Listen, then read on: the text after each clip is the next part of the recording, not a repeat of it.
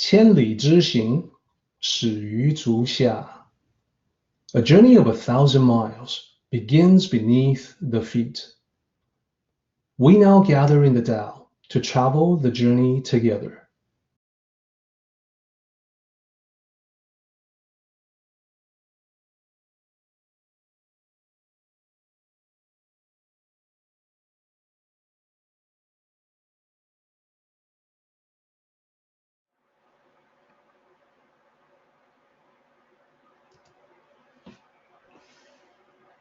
So, chapter 25, we started out by breaking it down into multiple sections. And you may recall, if you follow that discussion, that by looking at the similar characters, we were able to identify multiple sections, 4 sections in fact. Some of the repeating characters were not as easy to recognize, that they were in different positions. So in section 3, the same character, Da, meaning great, is at the end of all the lines there.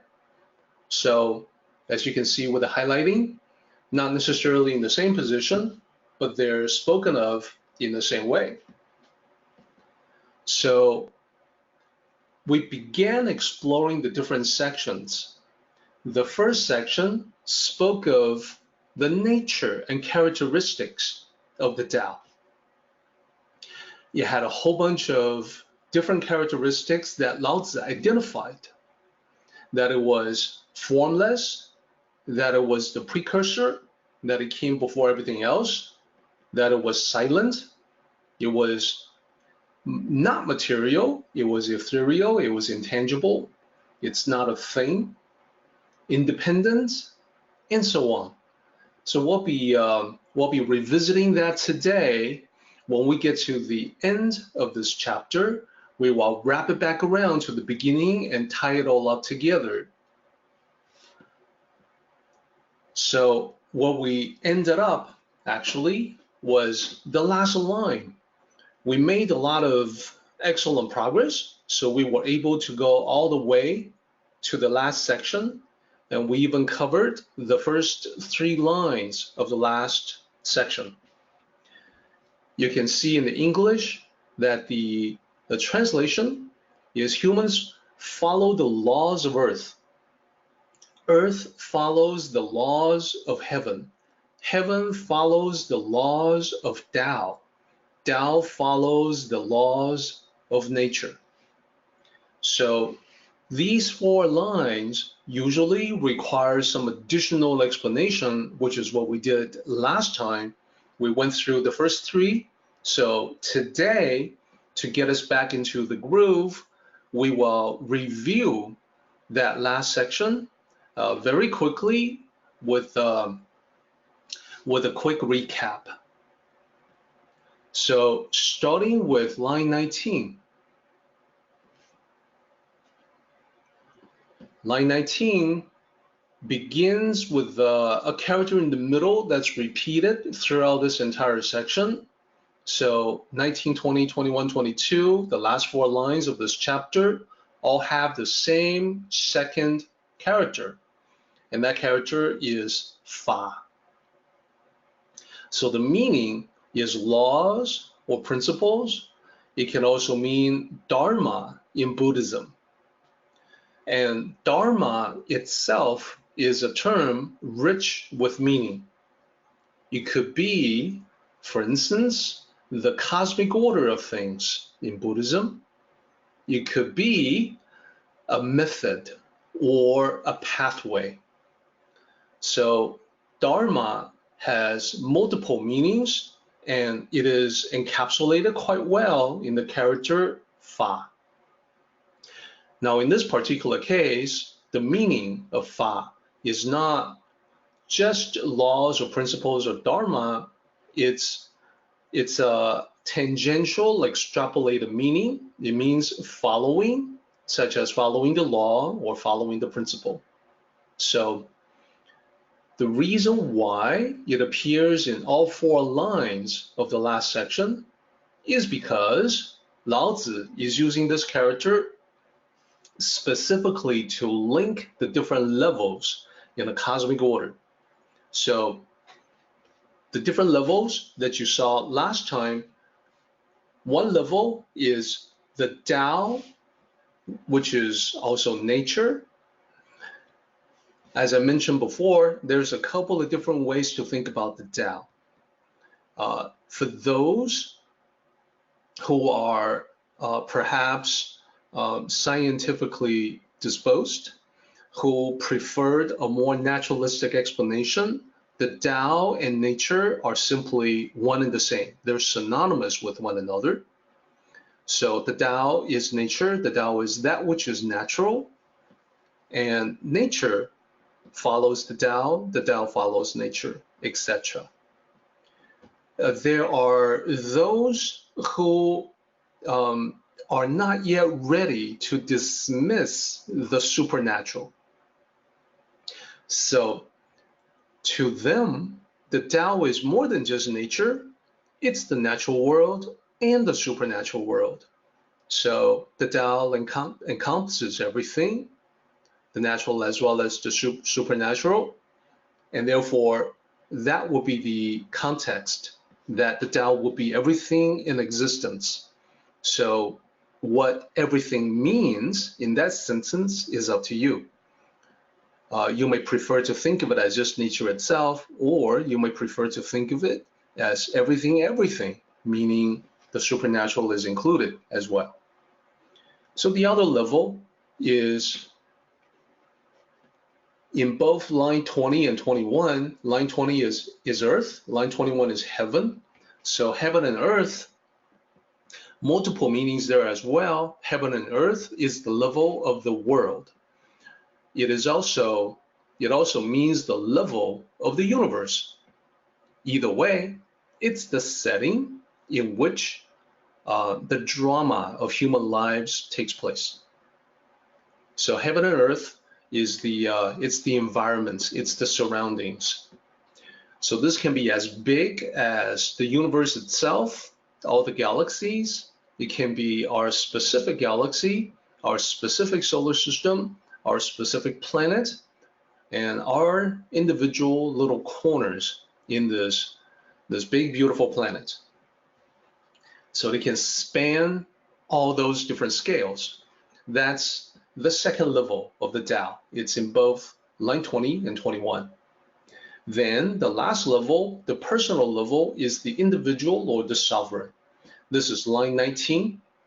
So depending on how you think of it, if you go from the top down, the first will be the human level, which is individual and sovereign, and the second one will be heaven and earth, 20 and 21, and then the last level will be the Tao or nature. So whichever way you look at it is perfectly fine. There's no correct or incorrect in that regard. The important thing is to identify the three different levels and understand that because of the Tao, they reflect one another. What is true at the level of natural laws in the Tao is also true at the personal level. The personal level is not just you and me, but also the sovereign, meaning that when you take charge of your own destiny, you are the sovereign of your own life. You are the ruler of your own life. So that's Fa. It's the linkage of the different levels. So let's move on. I also focused quite a bit on line 19. Line 19 says humans follow the laws of Earth. And the meaning, as you see in the slide, as we talked about last time, is that humans are heavily influenced and affected by the environment. Now, this can be big and small. This can be the environments in which we live, environmental issues, environmental damage, all the things that are related to wildlife, the rainforest, drinkable water, bigger issues like that. That's the environment. At that level, we also see how geography can oftentimes determine boundaries. So for instance, rivers can serve as the boundary between two states, two countries. to regions. In a similar way, mountains and cliffs can also serve as that natural boundary. And certainly, we know that the world's oceans have provided, since ancient times, a barrier of passage from one country to another. You need to have ocean-going vessels, and you need to possibly traverse a long distance over the ocean to reach another country, another island possibly, or another continent. So separation and isolation, they oftentimes are the result of geography, which for us human beings means that different cultures, different social norms can develop between one place and another, separated by these natural boundaries. So there are many examples of how human beings follow the laws of Earth, in that we're being separated and isolated by geographical features. At a much more personal level, we also talked about how physical setting, that is, the place where you live, the place where you work, that can have a massive influence on you as well. And this is the foundation of Feng Shui. So I actually want to emphasize Feng Shui in this particular case because it plays an important role, and it's going to be something that we come back to again and again. Now, it's kind of an interesting coincidence that questions about Feng Shui have been asked a lot recently, just as we're about to get into this discussion, but that's all right. That's the way the Tao works. Things are somehow interconnected. So when we talked about Feng Shui previously, we talked about some of the practices in Feng Shui. Now, people always ask, how about this particular book on Feng Shui? Or how about this particular expert on Feng Shui? Now, I always tell them the same thing. I let them know that Feng Shui began as a collection of rational and sensible suggestions and advice about the placement of a house or the arrangement of furniture. Over time, though, it's taken on a mystical air so that the rules of Feng Shui become rules for the sake of having rules rather than because of a particular reason, like the original reason for the formation of these rules. They might have been forgotten. So when that happens, people have a way of holding on to the rules without figuring out what the reason was behind it, so that later on, when they apply the rule, it'll be by mistake, and they won't know that they have made a mistake because they've forgotten the original reason. I'll provide some illustrations of that later on. Now, in ancient times, Feng Shui were pretty much starting out as common sense. When you built in ancient China a place of dwelling, you always wanted to make sure that it's not too far away from sources of water. So in ancient times, irrigation practice, the sophistication of irrigation technology varied greatly from one dynasty to another, from one place to another. So you never want to be too far away from water. And that means rivers, lakes, and even wells in places that don't have rivers or streams flowing nearby. So that's number one. And that's the second part of Feng Shui. Shui, the second character, means water. So water was an important consideration. You would also see the importance of water in number 3, where it says not too low and too near, too close to the river for fear of flooding. And this again depends on the time, the era of ancient times where people lived. The technology to control the flow of a river might not be in place, or might not be sophisticated enough to defend against the risk of flooding. Therefore, people always have to make sure that they're not too close to the river. So another consideration of water in number 3, as I said. Number 2 is the first part of feng shui, and that first character just means Fung, means the wind. So you didn't want to build too high up in the hill or in the mountain where the winds are really strong. Now, it applies internally to a structure as well. Inside the structure, you want to make sure that there's a nice circulation of air. So that's that movement of air, not as strong as the wind blowing outside, but equally important to create a pleasant living environment. And the last one there, number 4, the house should face south, so that in the winter, it will have its back against cold winds from the north, a wind consideration, Fung, while getting more sun from the southern part of the sky.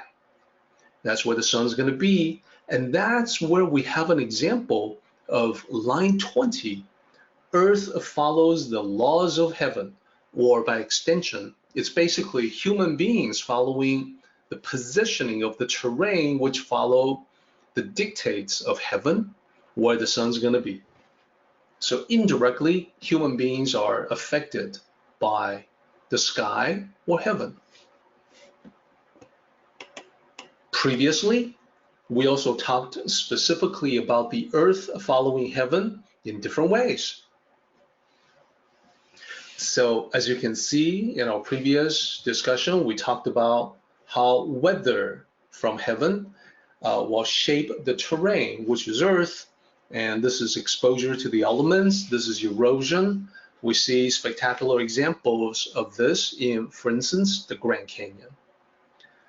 Then there's temperature, which is part of the weather that comes from heaven. Temperature extremes, too hot or too cold, will affect all life on Earth, and that's an aspect of the Earth. So whatever those temperature extremes may be, they profoundly affect living beings, living entities on Earth, for good or for ill. When it gets very hot, plants really just love it, but animals will suffer and will seek to be protected from the heat. Then there's rain, which again is part of the weather from heaven. It's nourishing of all plants and by extension all animals as well. Finally, the changing of seasons, also from heaven, determines when farmers will plant their seeds and when they will harvest. So these are all examples of how the earth has to follow heaven, whether it's weather or temperature or different weather phenomena like rain or snow, or perhaps just the changing of seasons. Okay, let's move on. We also talked about heaven following the Dow. So as noted before, heaven covers a lot of ground. There's meteorology, the weather that we talked about. There's astronomy, cosmology, and so on. Now, we don't know everything there is to know about these subjects, so even today, it's difficult for us to predict with any reliability long-term weather. So we cannot predict accurately what the weather is going to be like, a few months from now. In the future, though, we may get better at it, and in a similar way, in astronomy, cosmology, astrophysics, and so on, there's still many things that we don't understand. Now, everything in heaven follows the Tao, weather patterns to orbital mechanics and beyond. When it comes to weather patterns, we see the circular movements of the Tao in a hurricane or storm. In orbital mechanics, we see the same circular path that is followed by all heavenly bodies. They're also followed by man-made artificial satellites, the space shuttle, the space station, etc. So all of these things somehow are following the Tao. So last point there is that even when we don't understand what's going on, we have sufficient faith in science based on the history of science to know that we will figure it out. So dark energy, dark matter, what are they? Where are they? What do they look like if we are able to see them? Well, these are mysteries. These are unknowns to us right now, but later on, the faith is that they will not remain unknown for long. But when we talk about advanced physics, cosmology, when we talk about string theory, etc., we're beginning to probe the very nature of reality itself. What we know for sure, the truth behind string theory, well, not likely anytime soon, because string theory does not lend itself to experiments based on our current level of technology. Perhaps at some point in the distant future, it will be possible, but the idea is that the unknowns at some point become knowable. So here we are at the very last line of the chapter. So the quick recap took us to the very last line, and now we want to look at line 22 that says, Tao follows the laws of nature. So this requires some explanation as well.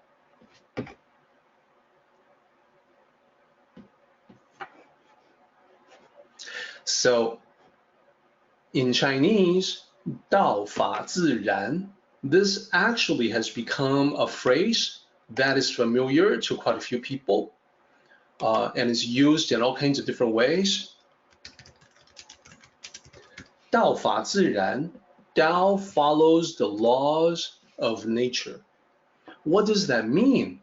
Well, it means a bunch of different things. First of all, just on the definition of the characters itself, just on the surface level, the meaning of the four characters is about how everything, that is, nature, follows the Tao, and the Tao follows nature as well. So in the four characters, the last two characters are the characters for nature, 自然. If you were to break them down, 自, the third character, means self, like myself or themselves or ourselves, herself, himself, or in this case, itself. 然, the last character there, means yes or so.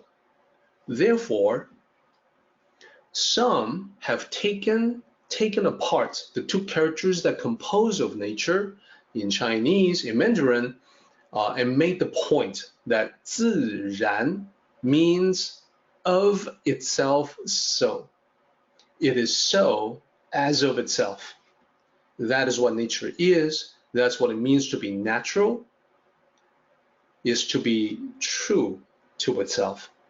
That is, for you to be natural, for you to act naturally, speak naturally, be natural overall, it means that you have to be true to yourself.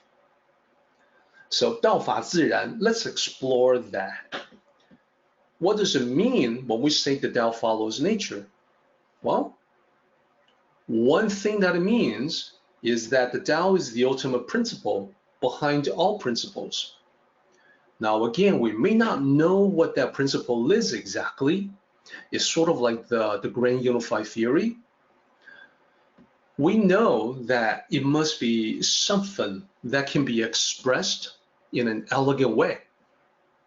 Now, we don't know for sure because we've never seen the actual grand unified theory. But the faith that we have everything that we have seen, from Newton's laws of motion to Einstein's theory of relativity, we have seen how nature can be expressed in a way that is beautiful and elegant. So the faith that we have is in the underlying beauty of all things. So the Tao, being the ultimate principle behind all principles, must have the same characteristic of beauty and elegance as well. Second way, the second meaning of this line 22, is that the Tao is sourced in nature and vice versa. So the Tao and nature being one and the same helps us make sense out of this, that the Tao is sourced in nature, the Tao comes from nature, and nature comes from the Tao, or nature comes from the way of the universe, the naturalistic way of the universe, the way things are. Number 3, the Tao patterns after itself and is therefore the ultimate in self-sufficiency. That the Tao doesn't need anything, the Tao doesn't want anything from you and me. It is everything. It contains everything. So it doesn't need anything outside of itself because there is nothing outside of itself. That's what makes it the ultimate in self-sufficiency.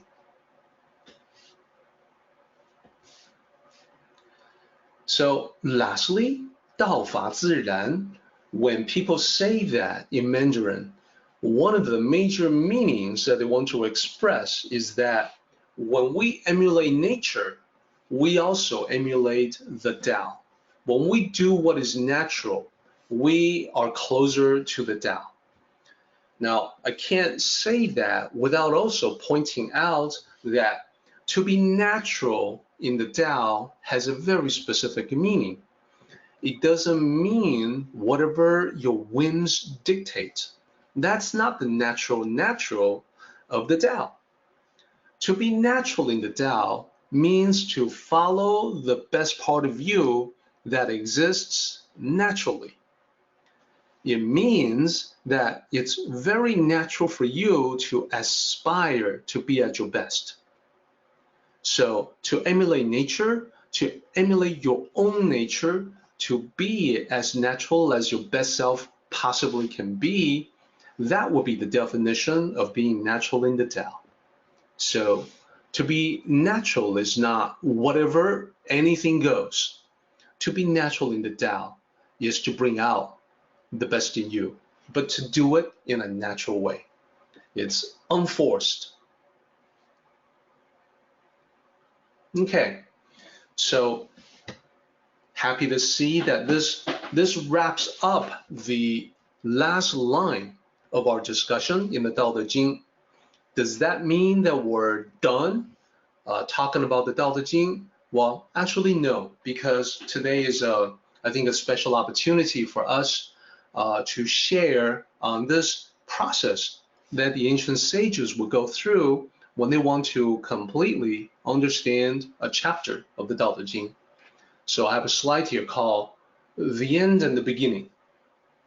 So earlier in this particular chapter, you saw descriptions. There are several lines describing that the Tao works in circular fashion, that it goes away and it may recede from view, but it will come back.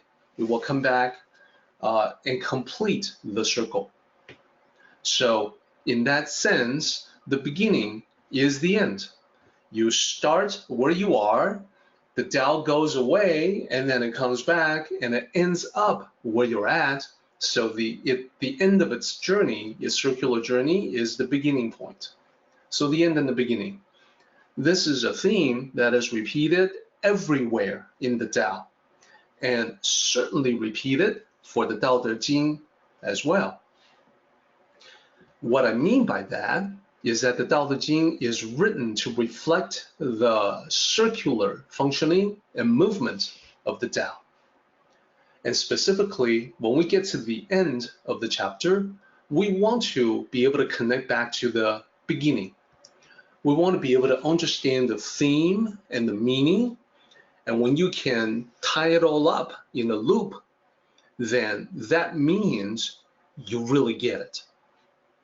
Okay, so another way to say this is that if you want to know that, if you want to make sure that you absolutely, positively understand a particular chapter the way that it's meant to be understood, the way that Lao Tzu meant for you to understand, then what you can do is you can test your understanding. When you get to the end, see if you can connect it to the beginning of the same chapter. You can test your understanding of a chapter by checking to see if you can connect the two, that is, the end and the beginning. Now, this is not something that's talked about hardly ever by anyone else, but it's very true. This also means that when you see a book about the Tao Te Ching, whether it's a translation or just a book that comments on the Tao Te Ching, you can take a look and you can test the author. What I mean is, you can assess the quality of a book on the Tao Te Ching by checking to see if the author knows how to do that. Can the author tie the end of a chapter to the beginning so it makes sense as a whole? If not, then the author himself or herself does not completely understand the subject. So how can one do that? How can one take a look at the end and tie it back to the beginning? So with 25, at the end, we have a bunch of follows. Humans follow the laws of the earth follows the laws of heaven follows the laws of the Tao, and the Tao follows nature. So that's the end. At the beginning of this chapter, we have a whole bunch of descriptions about the Tao, about the source of universal creation. How can we tie the two together? They seem to be different subjects. So I want to show you how we do that, and this, I think, will give you insights on how to be able to do it yourself. So today, we'll illustrate how the process works. How does it tie back to the beginning?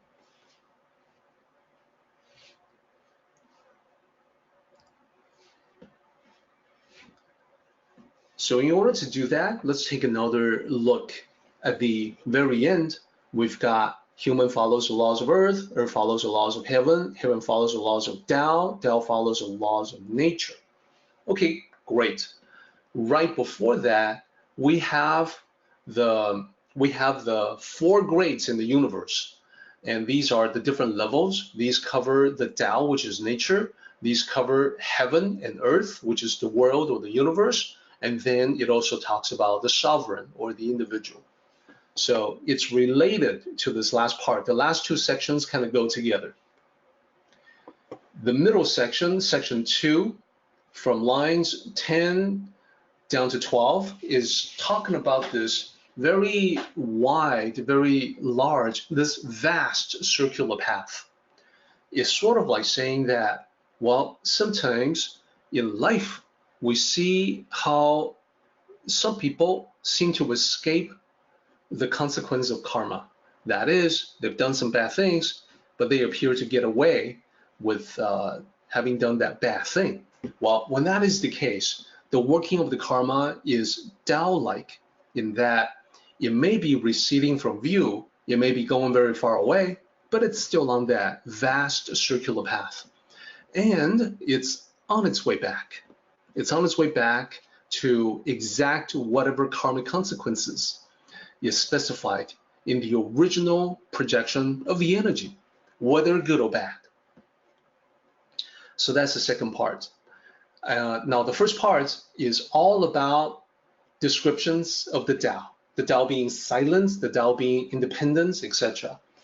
This is what I mean, that at first glance, you may feel like it's a great challenge to tie the last part, the Tao follows the laws of nature, to the first part, how the universe or everything has been has a source, has an origin in the Tao.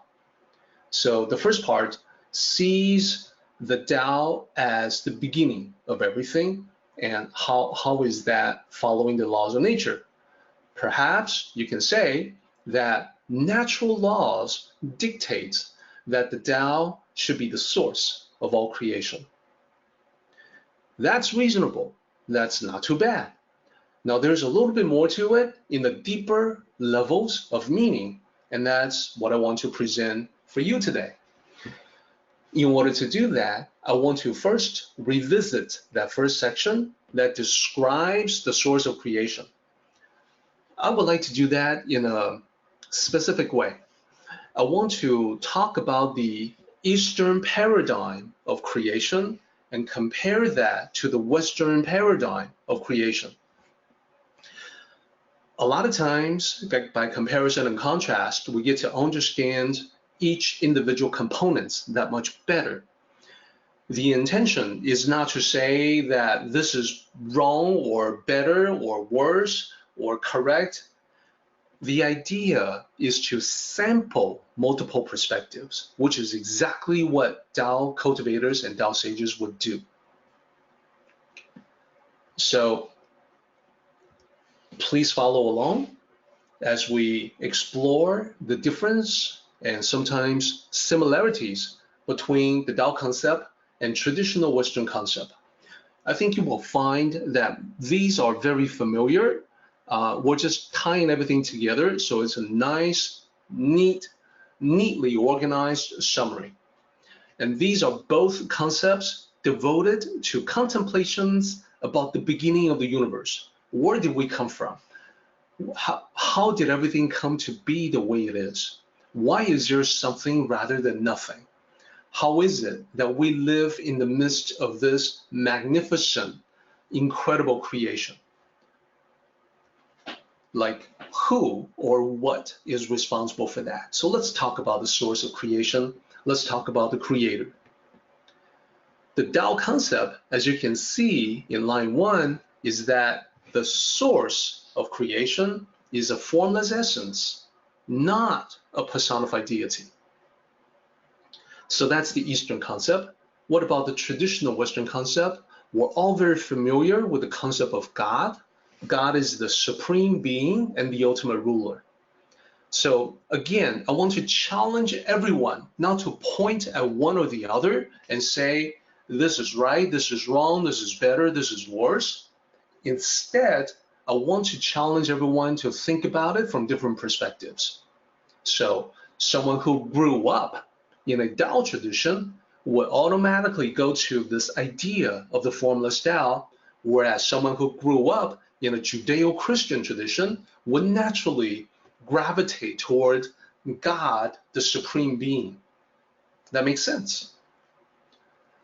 So what's another difference? Well, if you take a look at line 2 says born before heaven and earth. So I'll copy it down here, born before heaven and earth. So this is basically saying that the source of creation is something that existed before the rest of creation, the universe itself, the cosmos. Now, this is actually not a difference with a traditional Western concept, but a similarity. This is the precursor concept. That is, the source of creation comes before creation, something that I think will make intuitive, natural sense for all of us.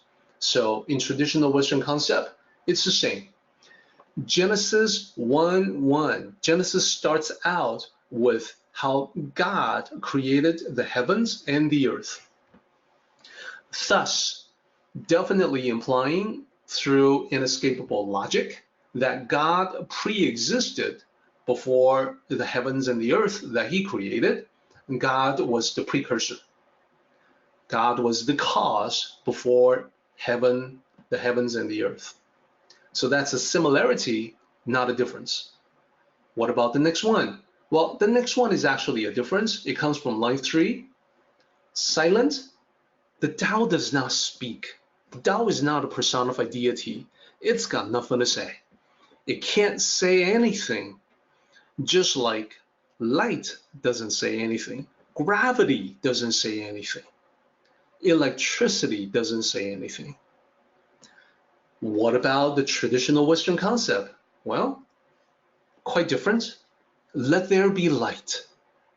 So not only is the Supreme Being a being that talks, but also the word of the Supreme Being carries this power, the power of command for existence to come into being, for the universe to be filled with light, for there to be energy in creation. So you can see when I line them up side by side that this is a difference.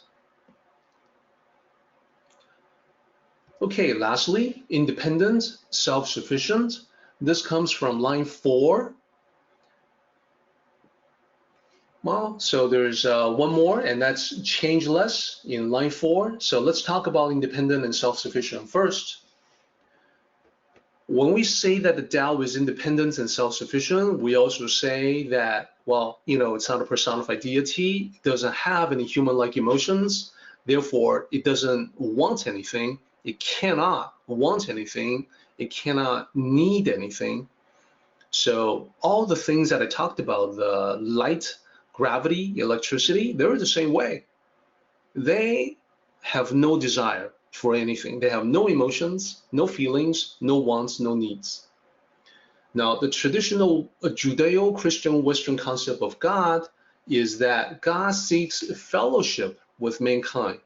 God desires fellowship with mankind, and yet does not want to interfere with the free choice that human beings have to either choose for him or against him. So that desire for fellowship is what prevents God from taking control and mandating that everyone must worship. So that's the concept. Lastly, the Tao is changeless. So in the same way that the electromagnetic spectrum doesn't change, the laws of nature, the laws of the universal motion, universal constants, they remain constant throughout history. For the most part, they don't change at all. So that will be like the Tao. The Tao is eternal, the Tao doesn't change, whereas in the traditional Western concept of the Tao, we definitely have seen some changes. What I talked about last time was the change in God's personality between the Old Testament and the New Testament. So in the Old Testament, God is terrible, God is vengeful, God is one that smites, one that destroys. Like a warrior God. And God of the New Testament is the God that loves, the God that nurtures and guides. So a different kind of God. So has gone through changes. This is not to imply that the Supreme Being has changed. It may just be that human beings over time, over historical time, has refined its understanding of the Supreme Being, the deity. So not necessarily that the deity has changed, just that our understanding has evolved. Okay, so there's more comparison and contrast. So the first one is going to come from line 5, circulating and ceaseless. So the characteristic of the Tao is that it moves in circular fashion, that everything runs in cycles. So this is definitely Lao Tzu and the sages pointing to natural laws, pointing to the shift of day to night, night to day, the changing of seasons. So the Tao is circular. What about the traditional Western concept? Well, not necessarily circular. God does not necessarily work in circular fashion. Sometimes what God does is beyond human understanding in the same way that the Tao can be mysterious. So we specifically say that God moves in mysterious ways. So maybe it's a straight line, maybe it's a circle, maybe it's something else. And then I want to highlight line 6 that talks about the mother of the world. So the Tao is seen as female in nature, whereas in traditional Western concept, God is usually depicted as male.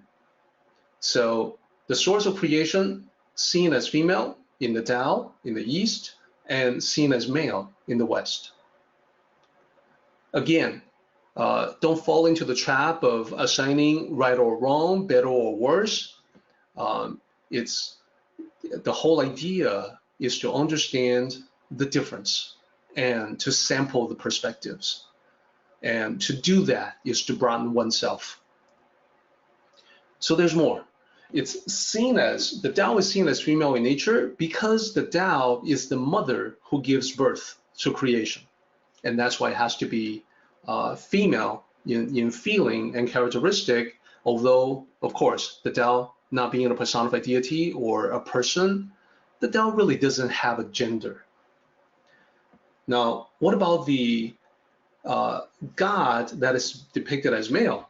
Well, it's certainly not the father who gives birth, it's the father who designs and builds creation. You know, the supreme architect, so to speak, the architect of all creation. And then one more difference between the two, I'll point to line 8, line 7 and line 8, where Lao Tzu says, I do not know its name. Identifying it, I call it Tao. So the Tao goes from nameless to Tao as a label of convenience. The traditional Western concept for the creator is Yahweh. It has a specific name. So in the book of Exodus, we learn that Yahweh derives from I am that I am. Biblical scholars think that this may be a later addition, but we can stick with it for now. So the idea is that the Tao concept is that of a nameless Tao, a thing, an essence without a name, whereas traditional Western concept is a supreme being that has a name. And then lastly, looking at line 9, forced to describe it, I call it great. It's described as great, and this is based on observation of nature. Sages look at the universe, the world, everything. They see the workings of the Tao. They're awed.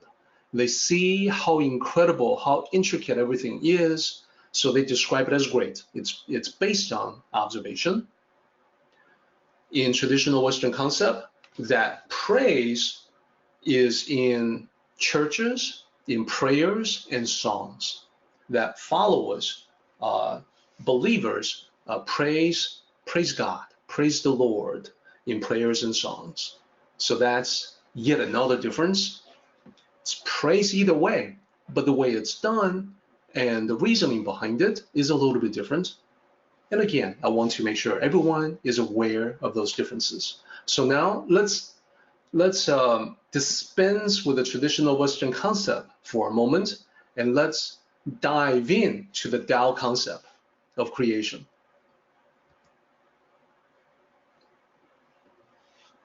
Okay, so I have a diagram here that'll show the Tao concept of creation.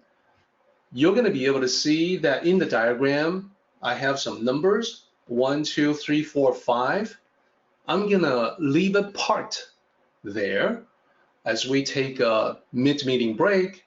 So I want everyone to contemplate the diagram, and if you have some ideas and thoughts about this diagram, please feel free to type it out.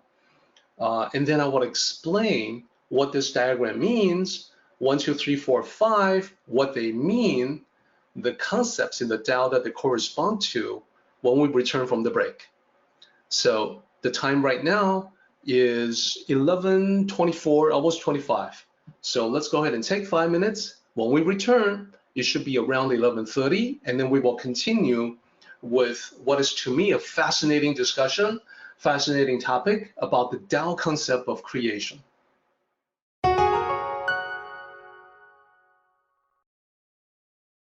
Okay, everyone, it is time for us to continue. I am excited to talk about this because I feel like this is one subject that is really hard to get information on. Certainly, people have not collected information together in a way that is accessible to everybody. So I want to challenge everyone to take a look at number 1 in this diagram here. And maybe if you like, please offer a guess as to what that may represent. So I'll pause for just a little bit for anyone who's interested to enter in, to venture a guess. So the circle with the dotted lines, I don't think you've ever seen that in any discussion of ancient Chinese cosmology, etc. So I have an excellent guess here from, or an excellent suggestion here from John, that this is the Tao without any differentiation or permutations. John, you are absolutely correct. So let me talk about the specific term for that. That circle with the dotted lines is called Wu Ji. Wu Ji means the void, the emptiness. Now, not just any emptiness, not emptiness like complete vacuum or nothingness. It is the emptiness with infinite potentialities. Those potentialities are just waiting for the chance, waiting for the time of manifestation. So that is the void of the Tao, Wu Ji. So the two characters, Wu means without, Ji means extreme, extents, boundary, edge. So together it's depicting basically infinity. Infinity is without boundaries. So the Tao sages who study these concepts, sometimes they will draw a circle with dotted lines to represent the state of the void.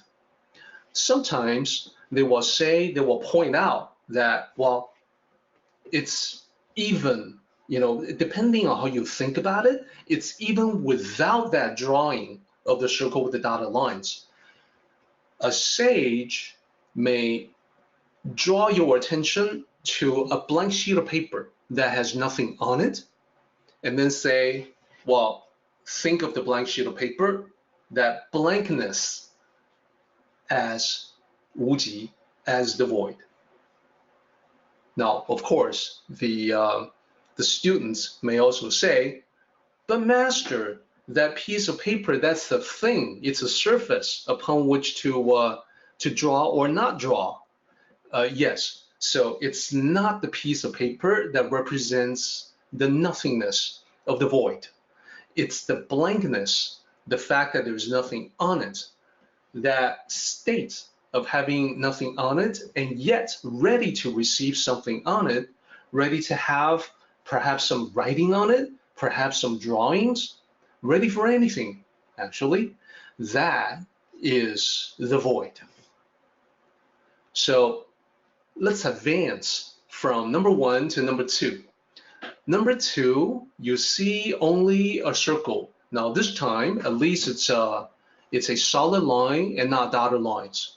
So just a circle by itself.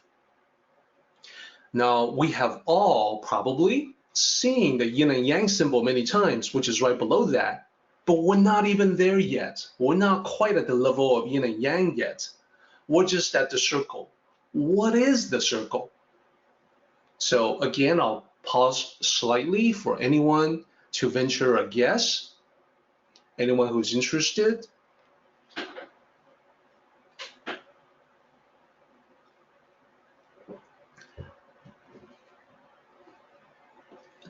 Excellent, excellent. I've got universe from Ken. I've got one from Alberto. Definition of space for something to happen, also excellent. Let me give you guys the specific term in Mandarin for that. Taichi. So you can tell that it has one character that is the same as the term 无极, and then the character in front of it is different. So Tai means supreme. So Ji, the second character, means the same as before. Extreme, extends, boundary. So together they mean the ultimate. So the existence of Taichi comes from Wu Ji. It's the existence that's manifesting out of the non-existence of Wu Ji. It's an inevitable logical consequence of the fact that the emptiness of Wu Ji has infinite potentialities waiting to actualize.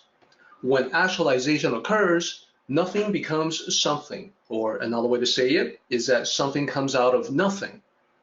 Then Taichi evolves out of Wu Ji, or emerges from Wu Ji.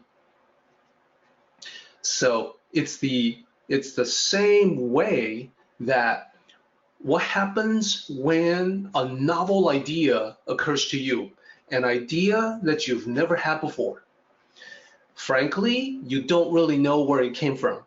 The idea is so creative, so different from your previous thoughts that it doesn't even seem or feel like one of your ideas, and yet there it is in your brain, in your mind. Where did it come from? Well, it came from the void. That is a collection of your thoughts, and it came from an aspect of your thoughts that previously was empty, but now is manifesting a possibility of an actual concrete notion or idea. So it follows that process. Taichi coming out of Wu Ji. So let's go from number 2 to number 3. Here, you're going to see that the oneness of Taichi goes into dual aspects. That is, there's polarities that are beginning to show up. You've got oneness that is being pulled in two directions, into two things. The oneness of Taichi differentiates into two complements. So it's here depicted as a white and black, two halves, one white, one black.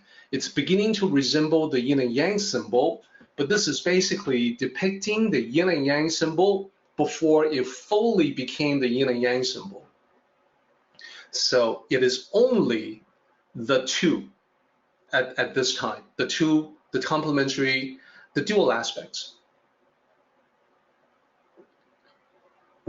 Now, when we go into 4 in the next slide, I think everyone would expect that we will be a yin and yang, and that is correct. It's a yin and yang symbol. You recognize it. You see it everywhere. The point here, though, the point on this slide, let me just linger for one moment. The point here is that before we get to the yin and yang symbol, there are multiple stages that are usually not talked about, not really well known. So I kind of see it as my job to bring ideas like this to present to your attention, so that you can become familiar with the thought process of the ancient masters. So let's move on to yin and yang. So first thing I'll do, I'll clear the 1, 2, and 3. Let's get to yin and yang. Complementary dualities, female and male energies. So that's number 4. So that's probably the most familiar picture of all, although I'm pretty sure that probably everybody has also seen number 5 being depicted. Now, there's actually quite a bit more to talk about when it comes to yin and yang.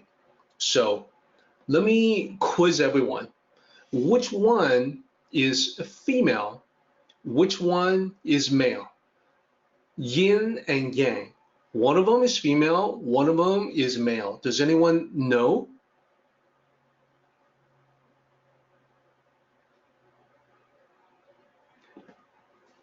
So absolutely that is correct. Yin is female and Yang is male, represents the male energies. So I wrote it down as female and male energies to correspond with Yin and Yang. Yin and Yang corresponds with these two characters, Yin, Yang. So that is the pronunciation in Mandarin. Yin, Yang. In English, Yin and Yang. So female and male. Now this gets switched around when we talk to scholars who study the I Ching, which is the practice of the Tao. That's thousands of years before the time of Lao Tzu. So in the I Ching, or the Book of Changes, it appears as Qiankun.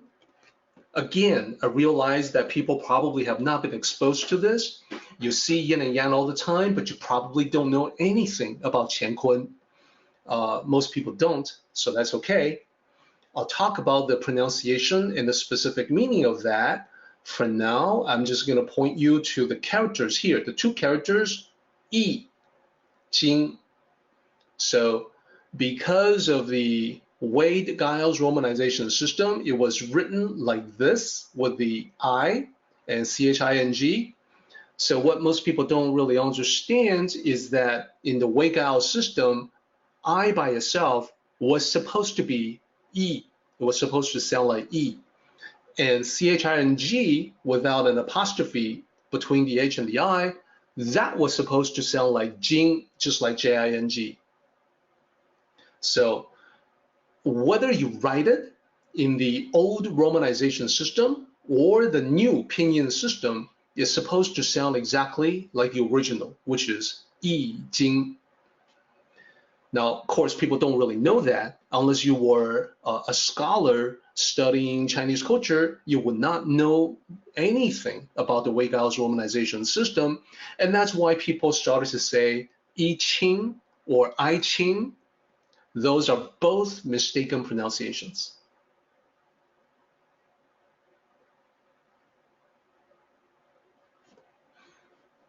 So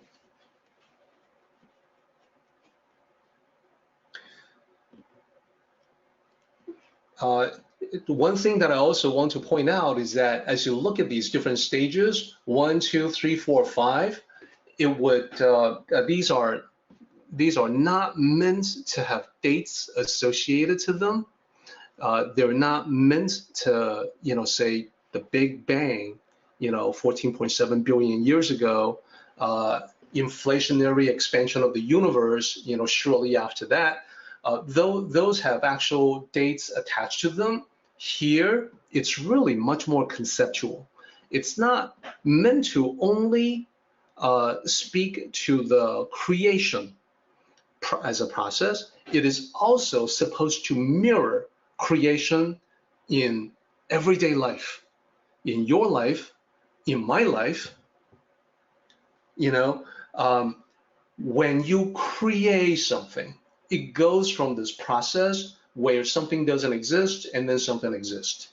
So let me make that a little bit clearer, because later on we're going to apply this entire diagram to you, to your life, and then I think it'll start to make more sense. So when the sages created something like this, rather than to pin sort of a date from a long time ago to it, they were much more interested in what stages would transformations go through if it was to occur.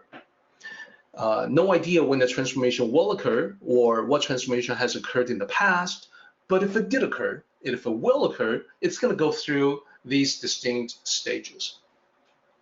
So again, I will explain all that, but let's continue on. I want to complete our description of everything here. So the author of this particular diagram makes a pretty sudden jump from 4 to 5. So that's actually skipping a couple of stages, but let me talk about what 5 is. A lot of people may have already seen this. You see it in martial arts dojo. You see it probably in different places. And, some may say, yes. Some may say that, oh yeah, you see it in the television show Lost. Okay, cool. So you've seen it. That's the sort of the basic point. Now, what is it? If you were to purchase the book on the I Ching, you will probably see it too. It is called the Bagua. So the two aspects of yin and yang, that's the duality. It actually goes into the 4 images, 四相. So that's the part that's not depicted here, and then 四相 further expands with another multiplication by 2 into 8, the 8 symbols or the 8 trigrams. So in number 5 of the diagram, you will see the 3 sticks surrounding the yin and yang symbol. So the 3 sticks are the trigrams. That's why the tri means the 3, the triple sticks. And there are 8 possible combinations. So this is sort of like an expansion of the binary number from 0 to 7. So this will become significant in just a moment. For now, I just want everyone to know that this expands into 8. And the concept in Tao cosmology is that the 8 will further expand into 64. So I don't have that in this slide here. I'll just tell you that the 64 symbols are known as the 64 hexagrams. Why hexagrams and not trigrams? While the trigrams are composed of 3 sticks that can be whole or broken, the hexagrams are composed of 6 that can be whole or broken. Thus, 64 possible combinations. So as far as the question about recommending a translation for I Ching, I'll get to that at the end of my talk. Sorry, I want to continue on with this discussion here. So I want to further talk about Bagua for just a moment. There's something that's very significant. I want to draw everyone's attention in this slide to Qian Kun. So there are 2 things, Qian and Kun. They are from I Ching and Bagua, the 8 symbols or the 8 trigrams. That is also from I Ching. So now the question is, how are Qian Kun, which is yin and yang, how are they related to Bagua and the I Ching? That's coming up next. So what I've done here is that to the right, I've expanded the image of the Bagua. On the top of the slide, I have the 2 characters, Qian Kun. Then I'm going to break down Qian and Kun, the 2 characters, separately. Each one of the 8 symbols or the 8 trigrams has a specific single character name. So Qian is actually one of them. The pronunciation in pinyin, Qian, it's supposed to sound like Qian, Chien, but it's written that way, which can throw people off. So where in the Bagua is Qian? Would anyone happen to know? I will show you. The 3 complete lines, unbroken, that is Qian. What does it mean? What does that symbol represent? Well, notice that it's in the highest position in this depiction of Bagua. This is the early heaven, 先天 Bagua. Sky, heaven, is represented by Qian. Now, when we look at the sky, we see movement, we see action, we see the clouds floating across or swirling, or we see changes in the weather, we see thunderstorms forming, we see all kinds of stuff in the heavens. So when we look at the sky, we see action, we see dynamism, we see things that are moving around. So Qian is also the forceful and dynamic action that anyone can see at any time just by looking up. Then it is also, because of all the dynamism, all the changes occurring, Qian is also representing the creative and the changing. So this is all assigned to the male energy. That is, the male energy has a strong component in it that is active, that is action-oriented. The male energy takes action. The male energy does not wait for things to happen. The male energy is meant to make things happen. That's Qian. And to make things happen, it requires creativity, and that's part of it. Now let's not spend too much time on Qian. Let's not shortchange the other part, which is Kun. So this is the other character. You can guess because it's the second character here. This one goes here. This one goes here. So that's Kun. So in the pinyin romanization system, it's written like this. So people will sometimes say Kun or Kan. No, it's actually Kun. Yeah, it's a little tricky. So we can probably guess as to where in the Bagua the Kun symbol is positioned at. Not a trick question. I think you can guess based on everything that we have here in the slide. Would anyone care to guess which one is Kun? Out of the 8 possibilities, you know it's not the top one. That's the symbol for Qian. So what about the symbol for Kun? Indeed, correct. It is the 3 broken lines at the bottom that is used to symbolize Kun. So now you can probably also guess in the same way just by looking at the meaning of Qian. You can figure out that Kun must be the complement of Qian, so the meaning has to be complementary as well. In other words, instead of sky or heaven, the meaning of Kun must be earth-related. Rather than forceful, a dynamic action, the meaning of Kun must be different from that, must be something that complements forceful and dynamic action. The creative and changing, and the last one will be easy. Instead of male energy, you can easily guess that it must be female energy. So let me show you what they are.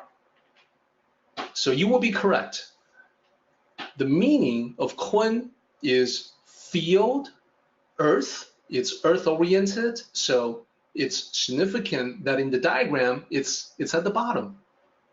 So the meaning also is the soft and gentle flow rather than forceful and dynamic action. So there's a more explosive quality to Qian, the male energy. There's much more of an even flow, this continuing, lasting energy in Kun.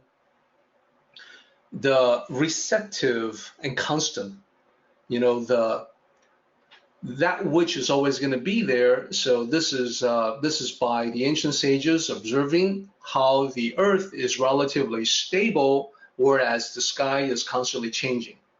That is not to say that the earth cannot have, for instance, volcanic eruption or earthquakes that will occur, and the ancient sages knew about stuff like that. However, compared to the ever-changing sky, the earth is very stable. So this is compared to female energy. So very important also, just like the yin and yang discussion that we had before, it is important to not assign oneself to qian or kun, but to realize that both male and female energies are alive and well within the same person, you, regardless of your gender.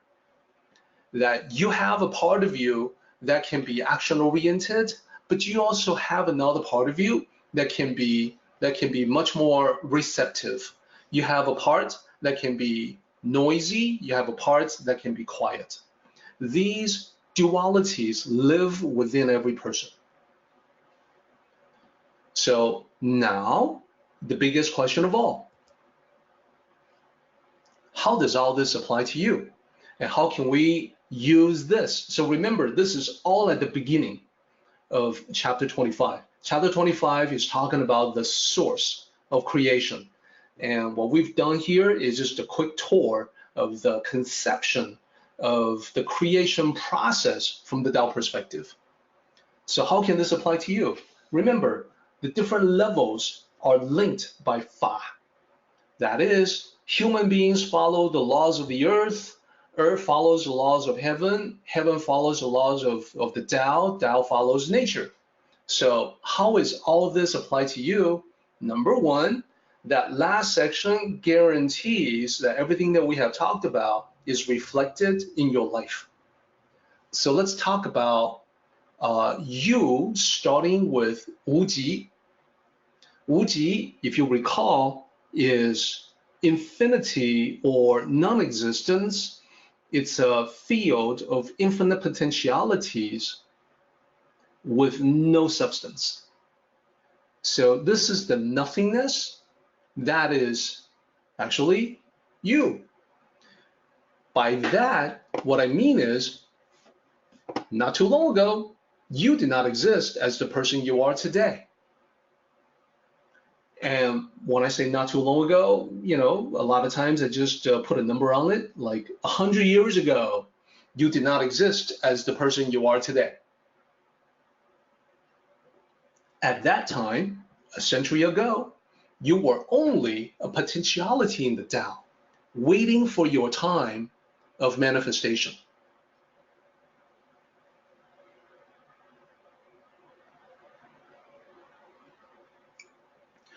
So this describes you before you were born. Now let's talk about the next stage of you. Taichi. So this is not so much about birth. Now I don't want to make that mistake. This is conceptual. So you as a person, you as an identity, overall take a step back and realize that there was a time in the history of the world where you did not exist at all, that you were not even a speculation.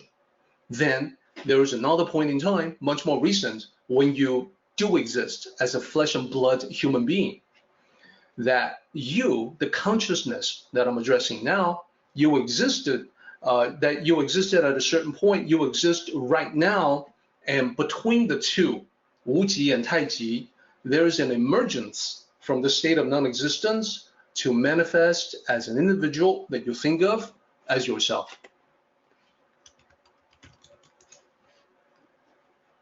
So there's more.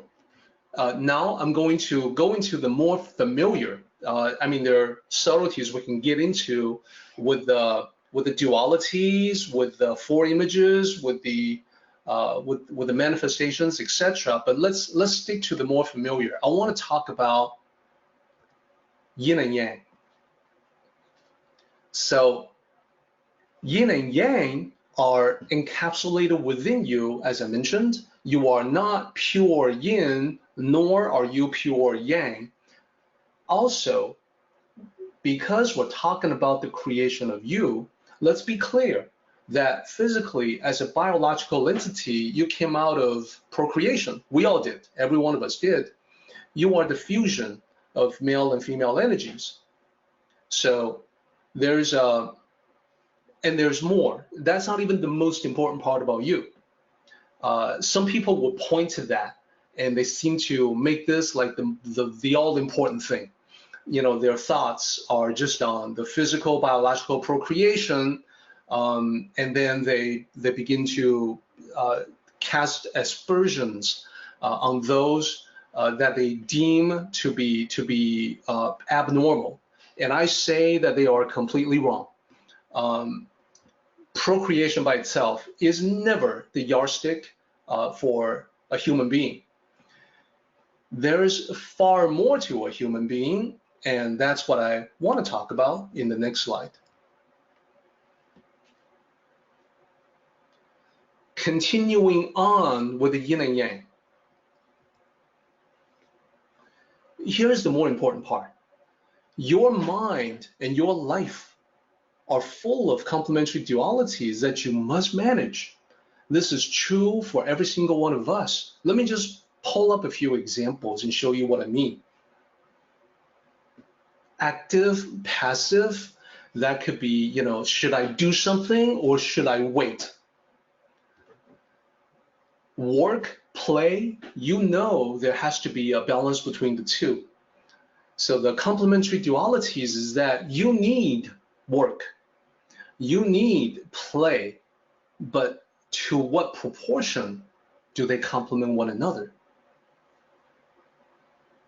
Then the give and take, that's in human interactions. So what you give and what you take, is that in balance? How do you manage that? Up, down, many, many more. There's so many complementary dualities for you to manage, and these dualities, just like the process that we have seen, they interact and they expand. So when they interact and expand, just like what you have seen when it goes from 2 to 4, 4 to 8, and then as I mentioned in the previous slide, from 8 to 64, everything seems to just multiply. So what happens is that in your life and mine, the multiplication, the expansion, the complexity just keeps on increasing. It fills up your life, fills up my life. Now, that's not a bad thing, but it can be a bad thing because it can become rather complex and difficult to manage. So let me talk about that aspect of it. So what are all the things that manifest? What do they expand into? What are all these things that show up in life? So for instance, there are tools, resources, materials, and space in which to work. So some of these I really need. Some of these I may need, and some of these I don't need.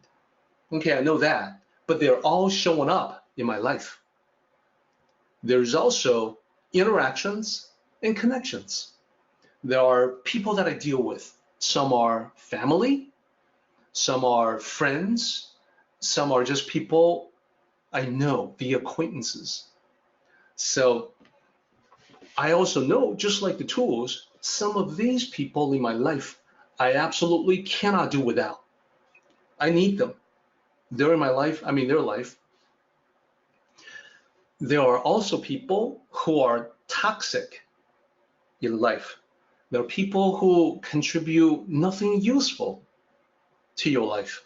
These are the people you can do without, just like there are tools that you can do without. But which ones are they? Boy, there are so many. Then other manifestations, think about the facts, the knowledge, techniques that come your way, all demanding attention. You know, you can learn how to do XYZ, and you can learn the secret ancient technique of doing ABC. it can inundate you. It can become very confusing, so that as things pile up, it is increasingly difficult to know which of the above are essential, what you actually need, what you actually use, and which are not. So this describes many lives, my life included.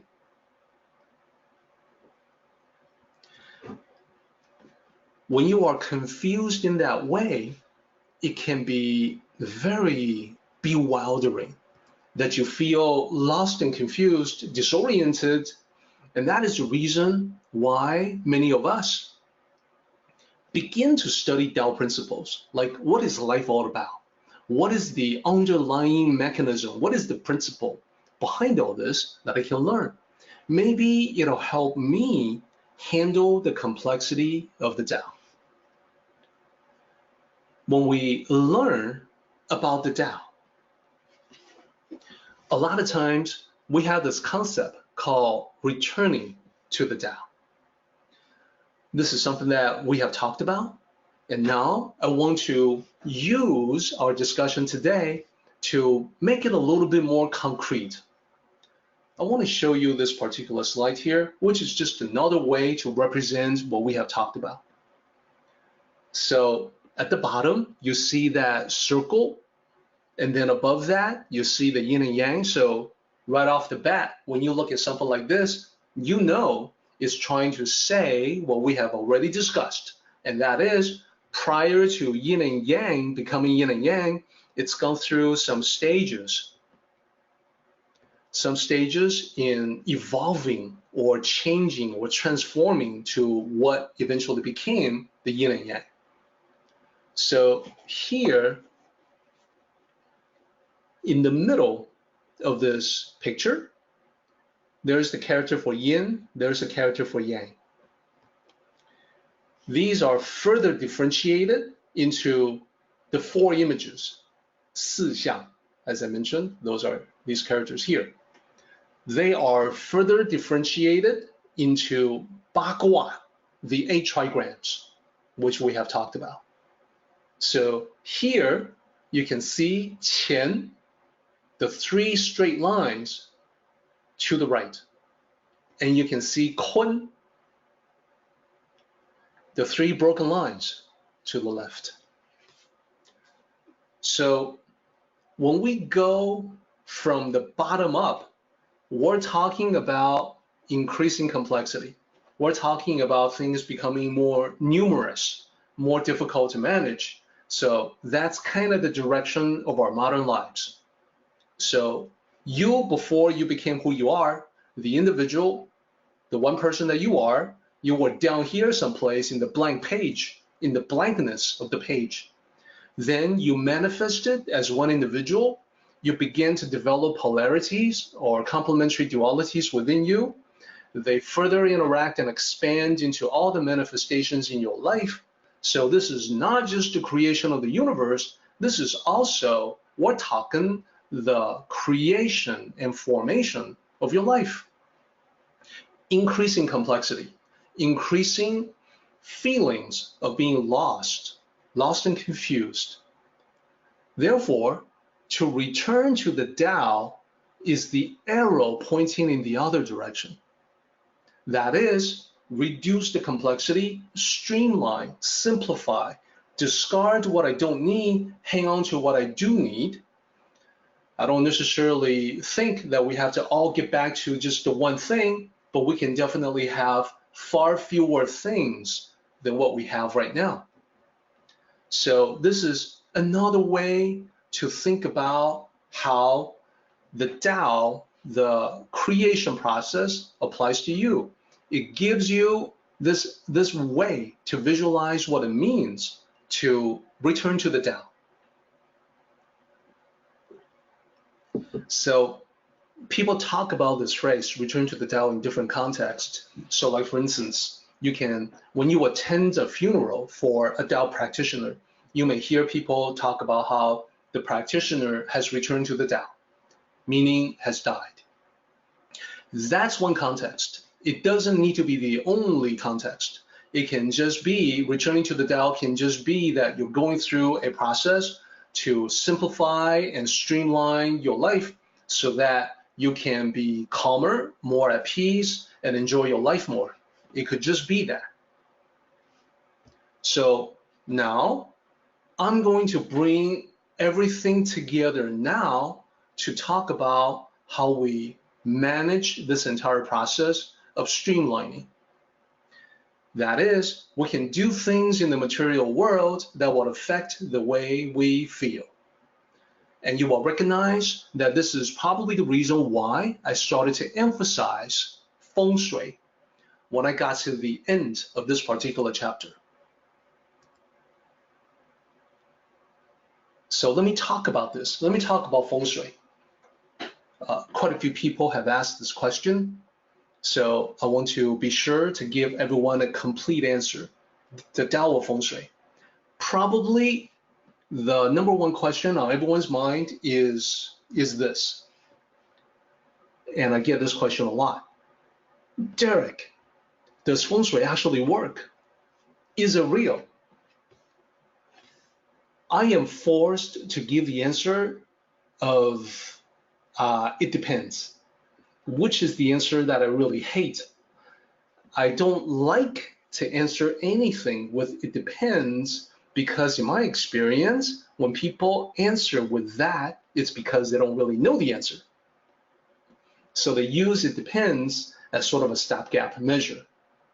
Well, in this case, it really does depend. Fortunately, I can tell you what it depends on.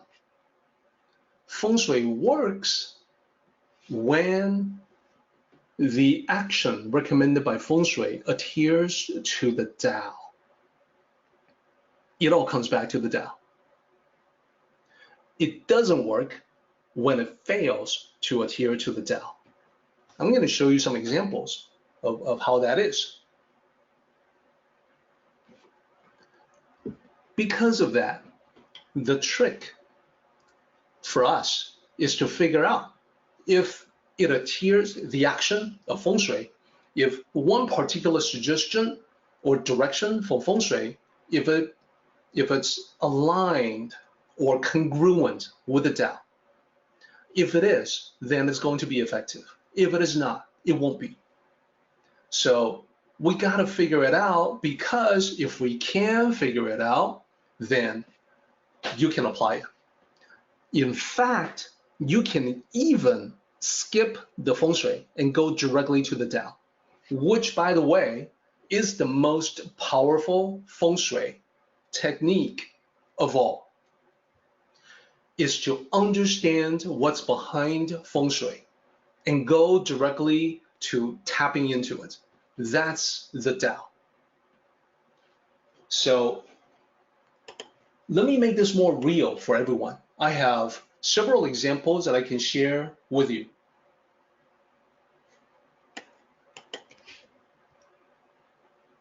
Three examples. Number one is the T intersection. Does anyone know what I'm talking about when I say the T intersection in the context of Feng Shui? Yeah, most people are not aware of this in the Western world. That's okay, I will explain. In Asia, when it comes to Feng Shui, everyone knows the worst possible way to build a house is to have it right at a T intersection of roads or paths. So if you visualize a T intersection, and right in the middle of it, where the vertical joins the middle of the horizontal, if those are roads and you build a house right there where the front of the house is facing incoming traffic, that is said to be the worst possible Feng Shui. This belief is widespread. So if you travel in Asia, you are not likely to see places built that way. You are not likely to see houses that face an incoming street like that. Sometimes you do see it here in the West. I actually have houses close to me that are built facing a street where cars are going back and forth. But because this is not widespread in the West, if you tell people that this is bad feng shui, they may be quite skeptical.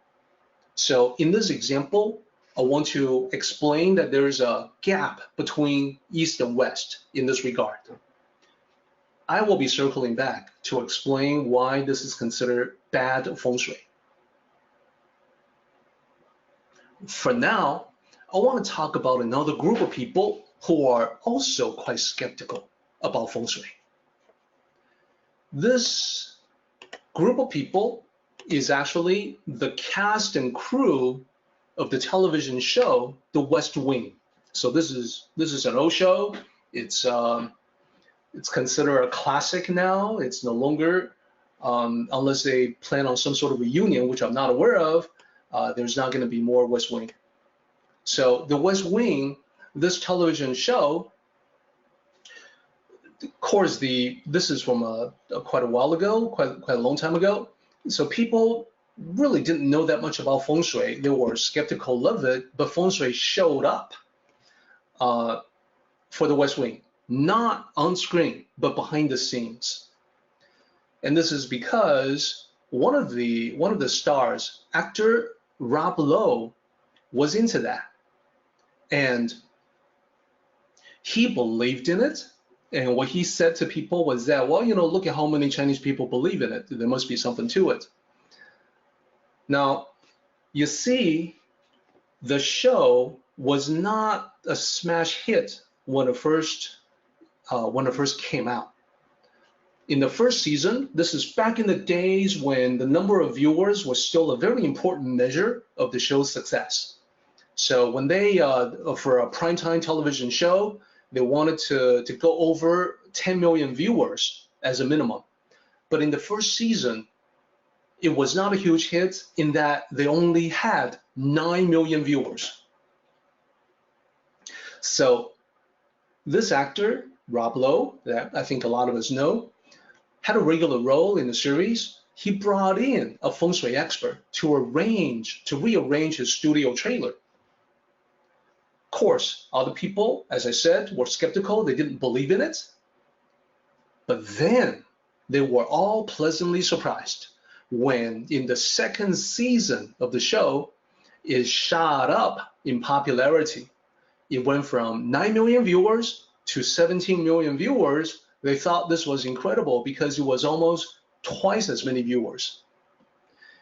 It was a hit, not just with the audience, but the critics as well.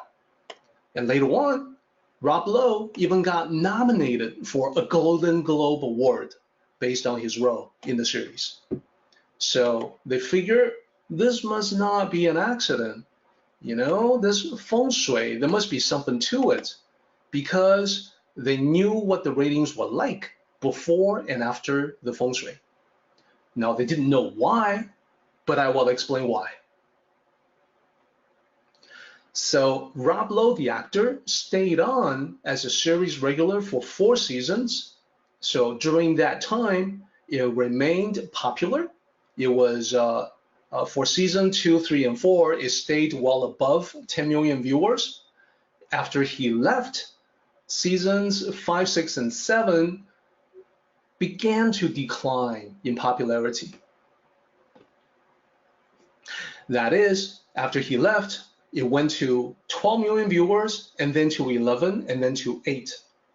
So it seemed pretty clear to the people involved that feng shui had some magical power, except it wasn't magic. There was a specific reason for that. Because they didn't know it, because they thought it was magic, when Rob Lowe left, other people came in season 5, wanted to take over that trailer, and wanted to rearrange the furniture that he had set up. Everybody told that person, no, don't touch anything. Feng shui, it was working for us. Don't change anything. We don't want to screw things up. Okay, now I will explain how things worked. As I said, when the feng shui is done in accordance with the Tao, it has a powerful effect. So what did Rob Lowe do that was in accordance with the Tao? I'll tell you right after the last example. The last example is called the red wallet. This is a real life example, just like the West Wing. This is a particular person, a businessman who was a consultant. He was worried about his consulting business. And he was worried about his finance because his business was how he made his living. So he consulted himself with a feng shui expert. The feng shui expert, after listening to his situation about concerns with his business and his finance, told him about the red envelopes that Chinese people use. That when New Year comes around, when Chinese New Year comes around, Chinese people like to give out red envelopes for good luck. And even more than that, there are Chinese people who like to keep $1 in a red envelope and keep it close by as a charm that will attract good fortune. Okay, so what the feng shui practitioner suggested to the consultant who was worried about his business was that you can try something similar. So consultant went out and bought himself a red wallet, a wallet that was red in color, so it's similar to the red envelope. And he put a $50 bill that he doesn't plan to spend ever. He keeps $50 bill inside the red wallet, and he carries that wallet with him. It is now his primary wallet. Then, later on, he came back to the practitioner, all beaming with happiness, saying, "It worked, it worked." He said he signed new clients the same month that he went ahead with the red wallet and the $50. This, after months with no business, to him was miraculous. And after he finished one of the projects for one of these clients, that client recommended him to someone else. And this other client, the third client now, hired him right away. So he marveled at how effective this feng shui adjustment was, and he told all his friends. So now I want to talk about why. What is it that made it work? What is it that makes it effective? When does it work? In this case, it worked for Rob Lowe, it worked for the West Wing, it worked for this consultant. Why does it work? So you see, starting with the third example, we'll work our way up. Initially, the consultant was worried. He said so himself, worried about his business, worried about his finance, worried about his ability to pay for things. Now, he didn't think so, but his feelings had a definite effect on his expressions, his mannerisms, his interactions with potential clients. It had an effect on all of the above, but he was not aware of the effect. So that effect was mostly negative. His clients or potential clients were probably not aware of the effect either. They just knew somehow that they didn't want to hire him as a consultant. Now, when he got the red wallet, it didn't change that overall situation, but it changed the way he felt about it. He said he felt more confident in regards to his finances. He felt like he had plenty of money and he could buy whatever he wanted. Now, that wasn't really true, but because he had money in his pockets, in the red envelope, it changed how he felt, and that was the key. Oftentimes, we underestimate the impact that little things have in life when they all move in a certain direction. Little things, what little things? Like a smile, like a cheerful greeting, like a few choice words, ideas, suggestions, encouragement, facial expression, body language, grooming details. Each little thing seems trivial and insignificant, but together, expressing a consistent mood, feeling, or energy, they're very powerful. And it was the same with the actor Rob Lowe. The entertainment industry is complex and competitive, and he liked to tell people, hey, listen, I need all the edge I can get. That's why I'm into this feng shui. So imagine the 1,000 little pieces that made up his day as he worked on the show, The West Wing. The right arrangement in his trailer affected his mood, his emotional landscape. That in turn influenced everything else. The way he treated his coworkers, his discussions, big and small, with the producer, the director, his fellow actors, the script reading around the table, the rehearsal, the revisions for his lines, his interactions with the writers. Again, all the little things added up together to have a cascading impact that can be unexpectedly powerful. So we can do the same thing and figure out the T intersection too. It's not about how much traffic there is, it's about the way it feels. With the traffic rushing towards you, you feel like at any time someone may lose control and smash through your front doors. Even if it never happens, that doesn't change how you feel about it. That can have a profound impact on your life. And that's why it's bad feng shui. So in order to make use, to leverage this particular chapter of the Tao Te Ching, we need to pay mindful awareness to the Tao of feng shui, specifically the inner mental and emotional landscape. There are quite a few things that we can do, lessons that we can draw from feng shui to apply them in our lives. And they got nothing to do with moving furnitures. They have a lot to do with changing how we feel. And by changing how you feel, it would lead to you rearranging furniture until it is more in keeping with your inner emotional landscape. So I want to go to the summary that summarizes that and talk about the connection between feng shui and your life.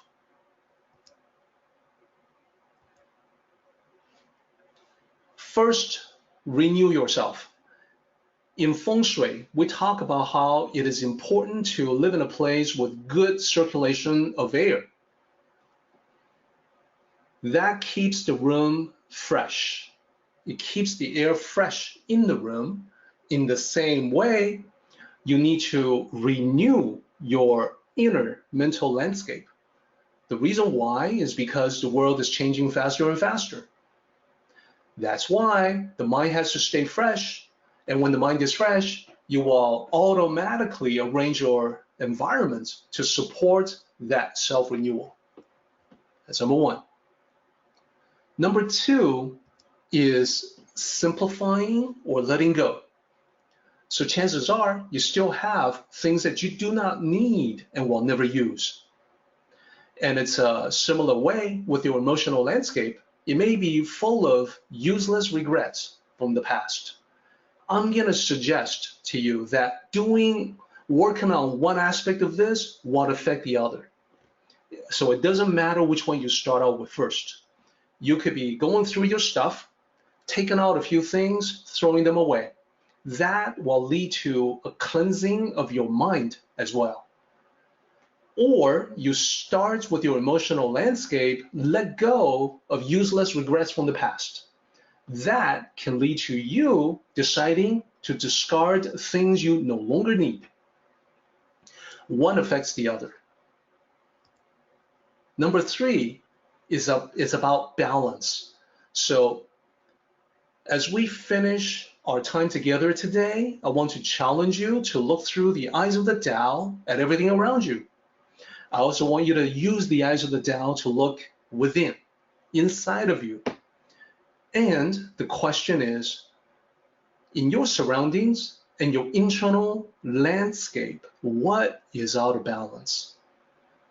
In this particular battle, victory means awareness. So I want you to be aware of what is out of balance. And if you would like to keep me posted on that as to how you make progress with your own external and internal assessment, I would be very honored. Our meeting has come to an end, but the journey continues on. Let us travel safely. Until next time, may the Tao fill you with peace and happiness.